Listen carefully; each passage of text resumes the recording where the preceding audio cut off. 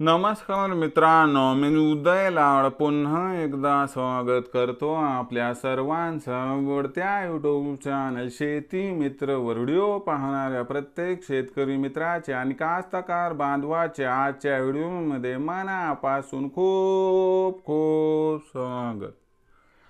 मित्रांनो, thumbnail पाहितलं, title वाचलं हो मित्रांनो, सामान्य कास्तकार बांधवांसाठी आनंदाची वार्ता की आता बंगालच्या उपसागरामध्ये तयार होत आहे कमी दाबाचे तीव्र क्षेत्र।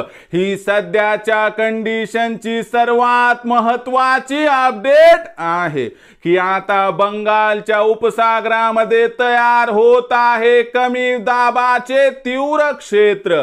मग बंगालच्या उपसागरामध्ये जे कमी दाबाचे तीव्र क्षेत्र सध्या तयार होत आहे, याचा फायदा राज्यातील कास्तकार बांधवांना कशा पद्धतीनं होणार, या असणाऱ्या परिस्थितीमुळे आपल्या जिल्ह्यात, तालुक्यात, वाडी वस्तीवर आणि खेड्यापाड्यात व शेत शिवारात येत्या काही दिवसांमध्ये या ठिकाणी कोसळणार जोरदार पाऊस। या प्रत्येक प्रश्नाचा आता उत्तर जाणून घेऊयात की अखेर बंगालच्या उपसागरात तयार झालेल्या कमी दाबाच्या क्षेत्राचा या महाराष्ट्राच्या पावन मायभूमीला कसा फायदा या ठिकाणी होणार।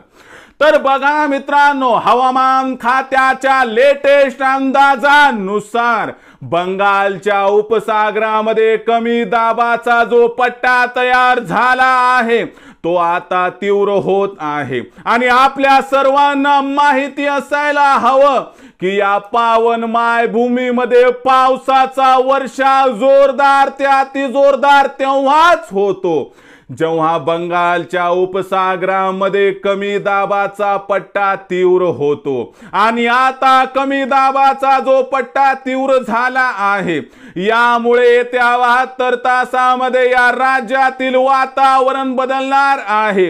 या पावन मायभूमीमध्ये 29 जून पासून ते 6 जुलैच्या दरम्यान आता जोरदार ते अतिजोरदार पाऊस होण्याची शक्यता दिसत आहे। हा पाऊस खास करून कोकण, मध्य महाराष्ट्राचा घाटमाथ्याचा एरिया आणि विदर्भामध्ये जो जंगली भाग आहे म्हणजे वनक्षेत्र, तिथं पाऊस जास्त कोसळणार आहे। उर्वरित राज्याचा विचार केला तर इथं सुद्धा पावसाची तीव्रता वाढणार आहे।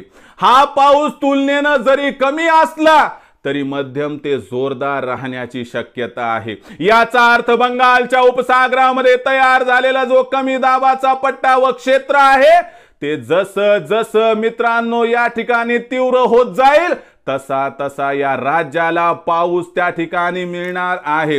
याचा अर्थ पुढचा आठवडा आपल्यासाठी जोमदार व दर्जेदार पाऊस आणणारा, एवढं मात्र खरं।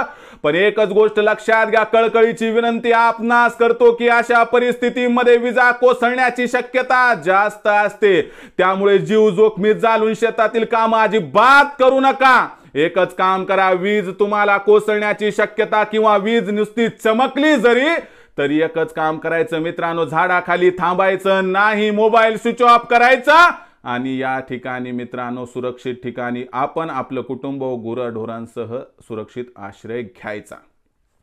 आणि मित्रांनो, आपल्याला आणखीन एक विनंती करतो की सर्वांनी दामिनी ॲप डाउनलोड करावं। दामिनी ॲप म्हणजे काय मित्रांनो, की या ॲपला डाउनलोड केल्यामुळे आपल्याला 15 मिनिटं अगोदर कळतंय की नक्की वीज कुठं कोसळणार आहे। मग एवढी सुविधा, एवढी टेक्नॉलॉजी असेल तर जीव जोखमीत घालायचा नाही मित्रांनो, कारण तुम्हाला शपथ आहे या ठिकाणी काळ्या माईची की आपला जीव जोखमीत घालून अडचणीत आणून कुटुंबाची सरबरास करायची नाही, कारण तुम्ही आहेत तर कुटुंब आहे, लक्षात घ्या।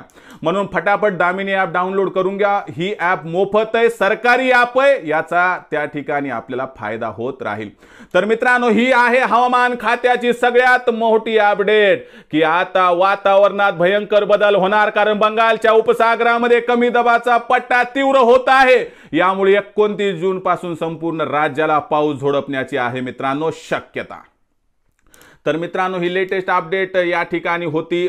भविष्यामध्ये पावसाबद्दल लेटेस्ट अपडेट जाणून घेण्यासाठी पाहत रहा आवडतं YouTube चॅनल शेती मित्र. आवडला असणार हा व्हिडिओ तात्काळ लाईक करा, सामान्य कास्तकार बांधवांपर्यंत पाठवण्यासाठी शेअर करा, सबस्क्राईब करून जरूर नोटिफिकेशन बेलला ऑल करा.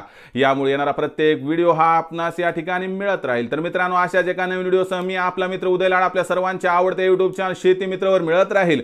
तोपर्यंत माझ्या प्रत्येक शेतकरी मित्राचे आणि कास्तकार बांधवाचे आजच्या व्हिडिओमध्ये पुन्हा एकदा मनापासून खूप खूप आभार.